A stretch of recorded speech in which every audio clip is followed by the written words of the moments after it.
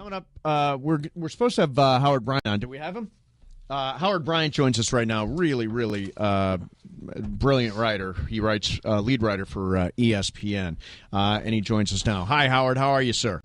I'm good. How are you guys doing? Everything is good. So, I read your piece about the Title IX investigation into the University of Tennessee and Peyton Manning, and the way you believe there's a false equivalency with what's going on with Cam Newton. Sort of explain your view on the whole thing. Well, I'm not sure I said that.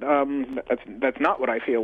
My point was that journalistically, so many different factions, whether it was the people who are watching the money and following the money in the NFL and who gets to be successful and who doesn't, whether you're talking about the Title IX lawsuit itself and women dealing with professional athletes, whether you're talking about the African-American community, or whether you're talking about New England Patriots fans up here, all seem to come to the same conclusion, that Peyton Manning is getting a free pass that nobody else has been getting.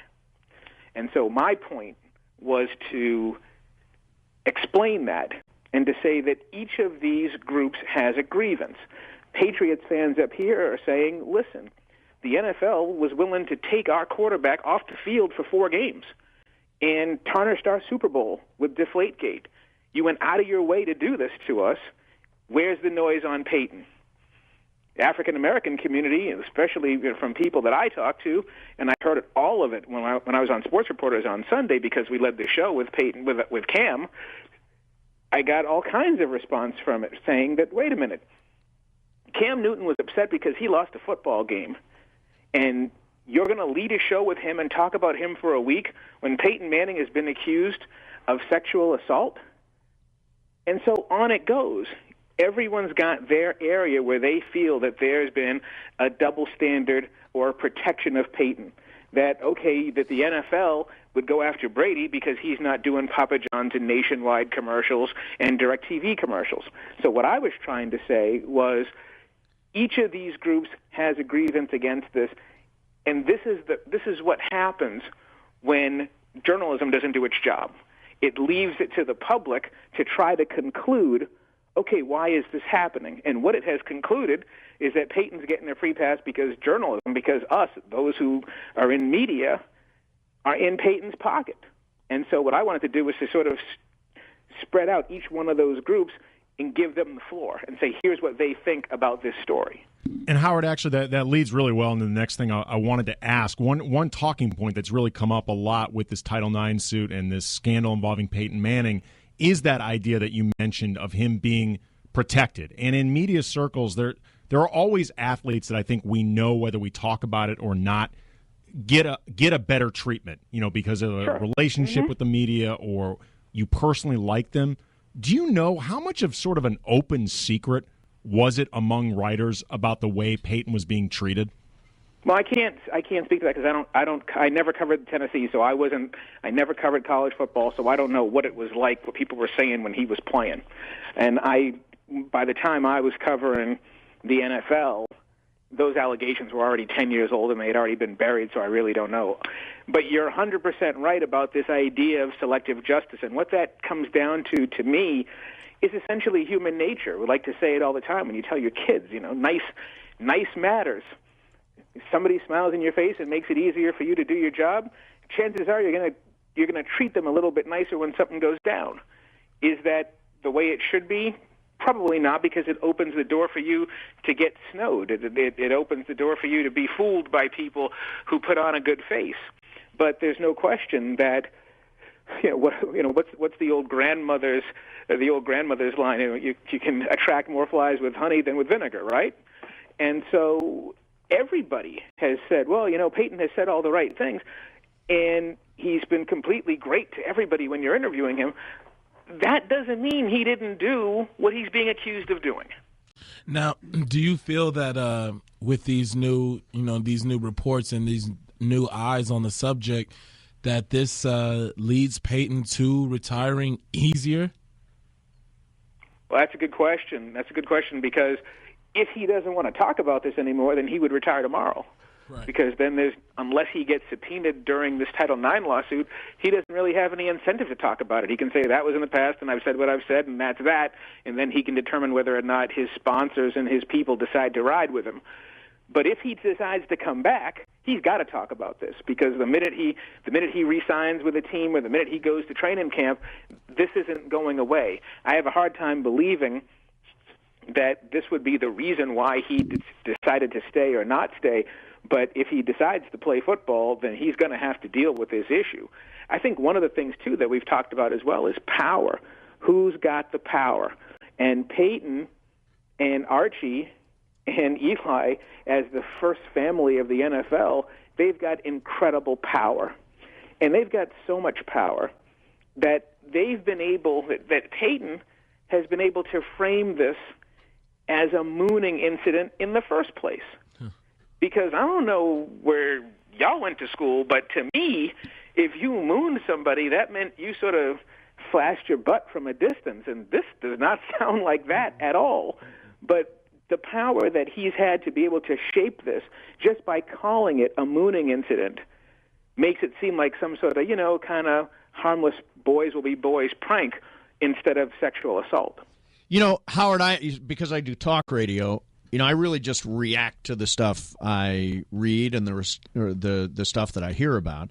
And frankly, when this came up on, I guess it was Sunday, I first saw the Sean King piece, I had no idea that this other stuff had ever happened. I had no idea there was an incident at Tennessee. It's not only an incident, but sort of a 10-year battle between Peyton and the trainer, because there was a settlement, and then there was another settlement, and then there was another lawsuit. So they've gone back and forth for quite some time. And it does also speak to sort of the hubris and the arrogance of Manning, because this thing was done. It was over. She accused, he had settled, it was finished. Then he does the book and brings her name up again, and then she sues him for defamation. And so there's something about, obviously, that athlete's competitiveness about how, you're not going to beat me. And so Peyton, in a lot of ways, is sort of responsible for this continuing to still be alive. And then, obviously, the lawsuit in Tennessee has nothing to do with Peyton except for the fact that he's the biggest name involved in it. And so just the fact that he's involved keeps this thing alive, when the truth of the matter is he could have buried this a long time ago simply by paying out the settlement and keeping his mouth shut. Howard, let me throw you the line that's getting thrown around, especially by kind of institutional NFL writers. Now we're starting to see this protection thing come up. Howard Bryant, by the way, ESPN senior writer with us here, Mason and Ireland, ESPN LA. This is a witch hunt. I've seen this now from a number of sort of institutional NFL writers who cover specifically the NFL and are really integrated into the NFL culture. How do you respond to the people that say this is a witch hunt? Well, I respond to it two ways. The first thing I say is Mark McGuire, Sammy Sosa, Barry Bonds, and steroids was called a witch hunt every single day. I was there. I was covering it. Remember, there's nothing in a bottle that can help you hit home runs. This is a witch hunt. It's not a witch hunt. Two, I guess they're calling it a witch hunt because the real story of all of this, when you start to break this down, is where were you for the last 20 years when this was happening?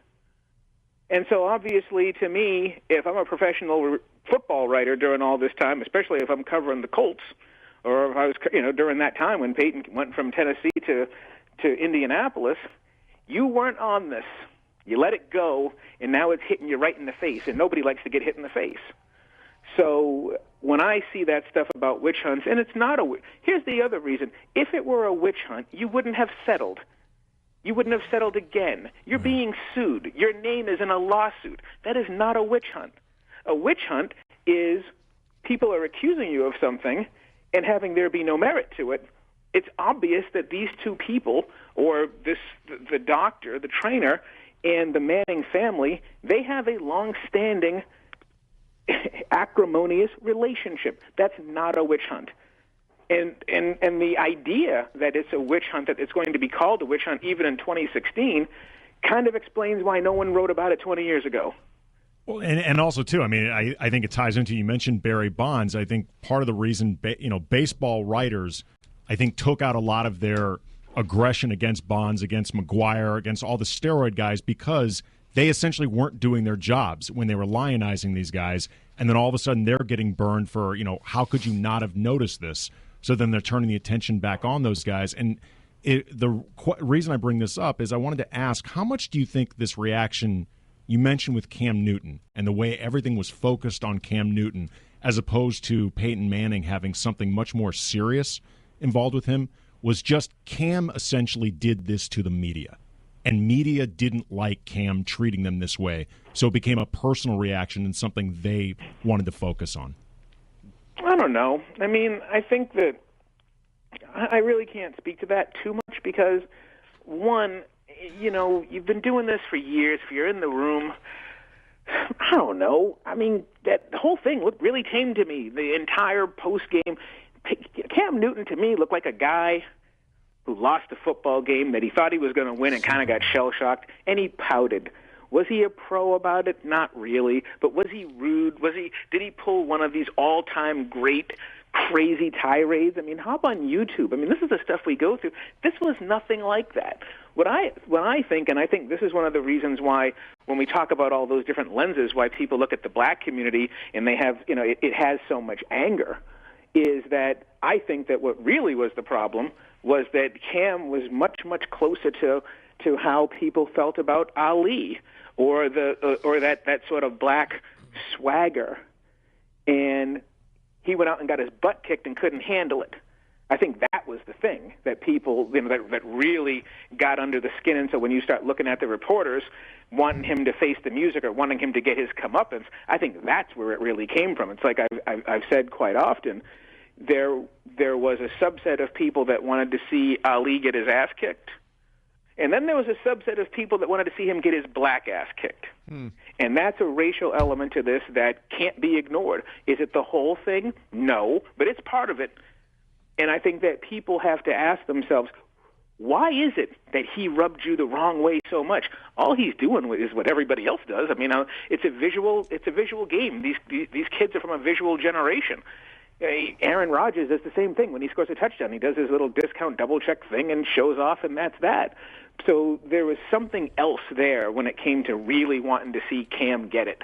I don't think that I think the Manning thing is very different, but I think that from a reaction, I think the fans, black fans would come back to me and they'd say, well, wait a minute, why are you making such a big deal about a guy who lost a football game when this guy's got sexual harassment or sexual assault allegations hanging over him? Big difference. Last thing for you, Howard. I'm a lot of this, at least the first time I became aware of this story was... Aware of what? Aware of this sort of reigniting of this Manning story about the sexual assault was the New York Daily News writer Sean King. Yeah. And even Mike Florio today, the headline is Sean King doubles down on his crusade against Peyton Manning.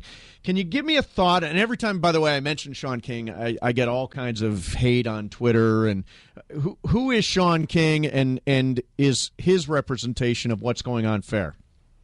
I don't know Sean King. I've never met him. I have dealt with him on Twitter the way I've dealt with many, many people on Twitter. And Sean's an activist. And I think that his activism comes out of a lot of the Black Lives Matter stuff. It's come out of post-Ferguson America.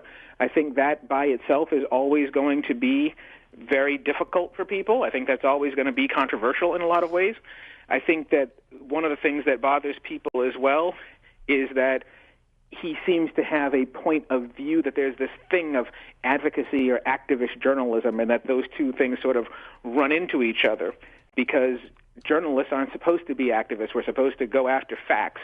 We're supposed to go after information. We are in the business of asking questions for the purpose of getting information. We're not in the business of asking questions for the purpose of twisting an agenda or shifting an agenda to one point of view or another. And I think that's one of the reasons why people have problems with Sean. However, if you're a columnist, it's your job to give your opinion. this is what I think about this. And so I think that there's a lot of anger. And I think that one of the other things that's really angering people, and it goes back to that sort of professional protectionism and professional, sort of professional jealousy and battle that we have in the business, is, once again, sports writers always get killed for being soft. They used to call sports the toy department, and that we'll go out there and we'll cover what the coach says, and we'll cover games, but we don't know how to cover the real stuff. And here it is, something real taking place, and the sports writers dropped the ball, and they don't want to be told that you didn't do your job. Nobody wants to be told that they didn't do their job. And so Sean King's sort of a lightning rod for that, too. All right. Hey, listen, Howard, thank you very much. Obviously, great to have you on. It's a great piece. I'm going to send out the link on Twitter right now, and it really really puts this into a context, which I think is important that people get their heads around. All right. Thank you, Howard. Really appreciate it. My pleasure. Take care, guys. Yep.